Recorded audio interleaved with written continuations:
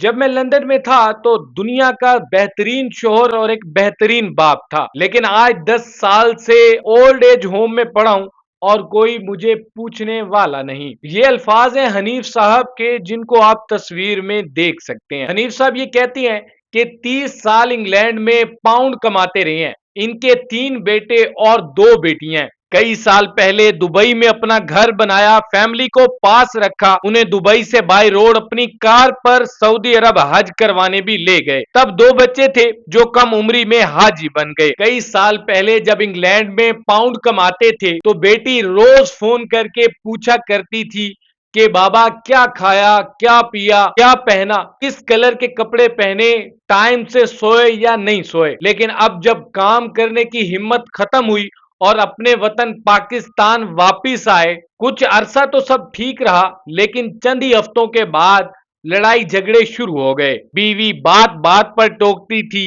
بچے بگڑ رہے تھے، یا کسی کام سے منع کرتے تو بچے گلے پڑ جاتے۔ بیوی بھی بچوں کا ساتھ دیتی، پھر ان کی آنکھوں کی بینائی کمزور پڑ گئی اور بیمار رہنے لگے، تو کسی مخلص دوست کے مشورے پر اولڈ ایج ہوم آ گئے۔ نہ بیٹے پوچھتے ہیں نہ بیٹیاں۔ ایک بار بیوی کا فون آیا اور گھر آنے کی پیشکش کی، اور ساتھ ہی ساتھ یہ بھی کہہ دیا کہ گونگا اور بہرا بن کر رہنا پڑے گا۔ حنیف صاحب یہ کہتی ہیں کہ ایسے میں گھر جانے سے بہتر میں اولڈ ایج ہوم میں ہی ٹھیک ہوں۔ چند ماہ پہلے ان کی بیٹی یہاں آئی اور شور شرابہ کرنے لگی کہ اس بڈھے کو یہاں سے نکالو جو بدقسمتی سے میرا باپ ہے، اس کی وجہ سے رشتے داروں میں بدنامی ہوتی ہے۔ لیکن حنیف صاحب کے مطابق اس اولڈ ایج ہوم میں رہنا بہتر ہے، ان کو یہاں زیادہ عزت دی جاتی ہے۔ آپ حنیف صاحب کے حوالے سے کیا کہیں گے؟ جب وہ انگلینڈ اور دبئی میں ریال اور پاؤنڈ کمایا کرتے تھے، لیکن آج جب وہ کام کرنے کے اہل نہیں رہے